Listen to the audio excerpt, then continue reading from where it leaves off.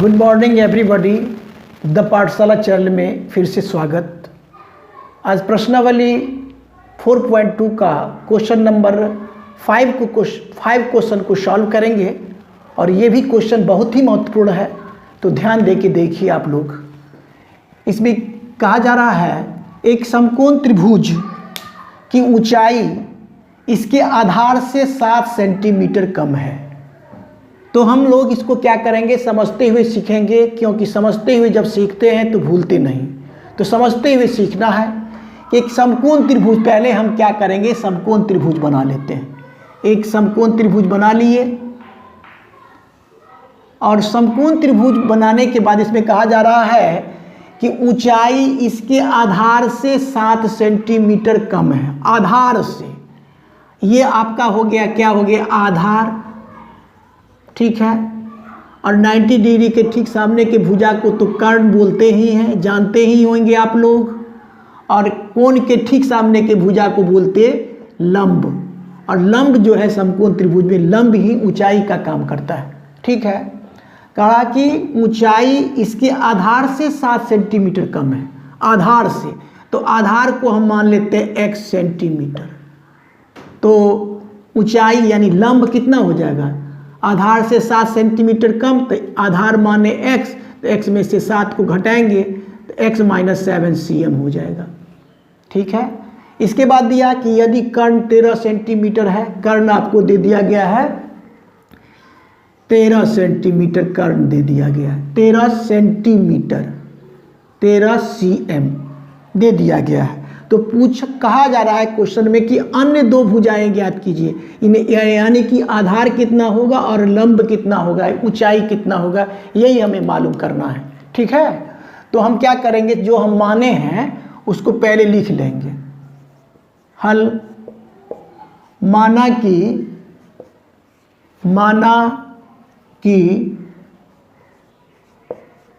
कि समकोण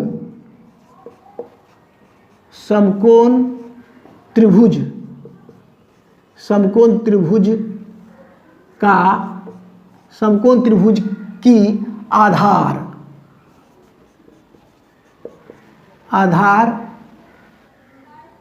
x centimetre है, x सेंटीमीटर है, इसीलिए क्या हो जाएगा, ऊंचाई कह लीजिए या लंब कहिए, बात बराबर।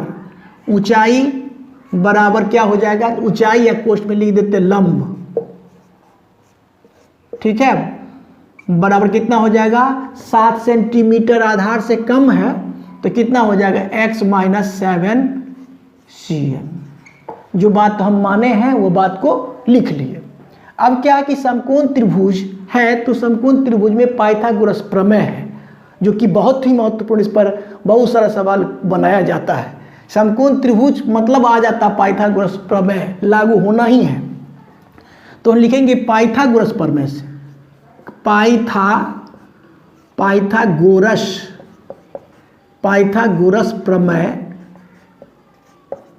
प्रमेय से। पाइथागोरस प्रमेय क्या है, देखिए एक बार कि पाइथागोरस प्रमेय क्या है कि समकोण त्रिभुज में क्या हो, कर्ण का जो वर्ग होता है वह अन्य दो भुजा के वर्गों के योग के बराबर होता है, यही होता है। तो हम क्या करेंगे, लंब का स्क्वायर, एक भुजा है लंब, तो लंब का स्क्वायर, और दूसरा भुजा है आधार, तो आधार का स्क्वायर बराबर कर्ण का स्क्वायर, यहाँ पे कर्ण का स्क्वायर, यही है आपका पाइथागोरस प्रमेय। अब क्या करना है, यहाँ पे लंब आप कितना लिए, लंब यानी ऊंचाई x - 7 लिए हैं, तो x - 7 का स्क्वायर कर लिए, प्लस आधार कितना x माने हैं, तो x लिख के इसका भी स्क्वायर कर लिए। और कर्ण आपको दिया ही हुआ है 13 सेंटीमीटर, तो 13 का स्क्वायर कर लिए। यहाँ तक तो कोई दिक्कत नहीं, देखिए एक बार। अब क्या होगा, इसको क्या करेंगे, इसको आप a माइनस बी के होल स्क्वायर पर खोलना है इसको। तो क्या होगा, देखिए यहाँ पे आपका a स्क्वायर, तो x का स्क्वायर कर लिए, माइनस 2ab, तो 2 इंटू ए के स्थान पर x और गुना b के स्थान पर 7, अब प्लस बी स्क्वायर, तो b के स्थान पर 7, तो 7 का स्क्वायर कर लिए। ये a square minus 2ab plus b square, अब प्लस का आपका ये तो x स्क्वायर ऐसे दिया ही हुआ, लिख लिए, बराबर कितना 13 का स्क्वायर कितना होगा 169। यहाँ तक बिल्कुल स्पष्ट होना चाहिए। अब इसी को कर लेते हैं फिर आगे, देखिए एक्स स्क्वायर माइनस 7 दूना 14 में x से गुना करेंगे तो हो जाएगा आपका 14x प्लस का कितना 49 प्लस का कितना एक्स स्क्वायर बराबर 169 169। यहाँ तक समझने में कोई दिक्कत नहीं है। अब देखिए ये एक्स स्क्वायर और ये एक्स स्क्वायर को जोड़ लेते हैं, एक जगह कर लेते हैं, तो क्या हो जाएगा 2x स्क्वायर, इसके बाद माइनस का 14x तो है ही, प्लस का 49 भी है लिख देंगे, और ये देखिए यहाँ पर क्या है 169 जो कि बराबर के उधर है, इधर लाएंगे तो माइनस में हो जाएगा माइनस का 169 बराबर का 0। देखिए यहाँ तक। अब क्या करेंगे, अब देखिए क्या है कि 2x स्क्वायर माइनस 14x तो लिखेंगे, ऊपर वाला ही लिखे हैं, और इसमें क्या करेंगे 169 में से 49 को घटा लेंगे, तो चूँकि हम माइनस में से घटाए हैं इसलिए माइनस का चिन्ह लिखना होगा, और 169 में से 49 को घटाएंगे तो हो जाएगा आपका 120 बराबर का 0। और यहाँ से भी देखिए आप, फिर देखिए यहाँ से 2 कॉमन आ सकता है तो 2 कॉमन ले लिए, तो क्या आएगा यहाँ से 2 कॉमन ही लिए तो हो जाएगा यहाँ पर एक्स स्क्वायर माइनस का कितना 2 सत्ते 14 7x आ गया, माइनस 2 छक्के 12 0 60 आ गया बराबर का 0 बराबर का 0। यहाँ तक एक बार देखिए। अब देखिए ये जो है आपका 2 बराबर के इधर में आएगा तो 0/2 हो जाएगा, क्योंकि गुना करता है तो इधर जाके क्या करेगा भाग देगा, तो क्या हो जाएगा 0 ही हो जाएगा। तो हमको क्या निकला यहाँ से एक्स स्क्वायर माइनस का 7x और माइनस 60 बराबर 0 आ गया। अब इससे क्या हुआ एक समीकरण मिला, और इसी समीकरण को सॉल्व करेंगे तो मेरा इस क्वेश्चन का आंसर भी मिलेगा, तो वही करते हैं। अब देखिए क्या है कि इसमें देखना है कि ये आपका हो गया आपको द्विघात समीकरण के रूप में, और इसके गुणनखंड विधि से इसके 2 हल निकालेंगे। तो गुणनखंड विधि से हल निकालने के लिए हम पिछले वाले वीडियो में बताए हैं कि अचर पद को पहले वाले पद के गुणांक से गुणा करते हैं। यहाँ पर गुणांक नहीं कुछ मतलब 1 है, 60 में 1 से गुना करेंगे तो 60 आया। अब 60 को क्या कर लेंगे हम खंड करेंगे, क्या कर लेंगे खंड करेंगे 30 दूना 60, फिर 2 से लाएंगे 15 दूना 30, फिर क्या लेंगे 3 से लाएंगे 3 पचे 15। इसी खंड में से बीच का हमको लाना है 7x 7 लाना पुराना है। तो देखिए यहाँ पर 2 दूना 4 और 4 तिया 12 में से 5 को घटा लेते हैं तो कितना आ गया 7, यानी इसी में से निकल रहा है। तो हम लिख सकते हैं इसको, यहाँ से कर लेते हैं स्पेस बना लिए, क्या लिखेंगे एक्स स्क्वायर माइनस का 12x ले लेंगे और प्लस का 5x लेंगे, तो हमको माइनस का 7x आ गया, और इसके बाद कितना माइनस का 60, ठीक है, बराबर 0। यहाँ तक तो स्पष्ट है। एक बार इसको मिटा लेते हैं। इक्वेशन यहाँ तक है आपका, यहाँ तक 0 बराबर 0 तक, ये 0 ठीक से कर देते हैं, ठीक है ना। आधार का पोर्शन इधर है। अब देखिए इसी को सॉल्व करते हैं। इससे ऐसा करने से 2 पेयर मिला, एक पेयर ये मिला और एक पेयर ये मिला। तो देखिए कितना कॉमन आ जाएगा, देखिए x कॉमन लेते हैं तो यहाँ से 2x है तो 1x आ गया, यहाँ पर कितना x तो कॉमन ही है तो 12 आ गया।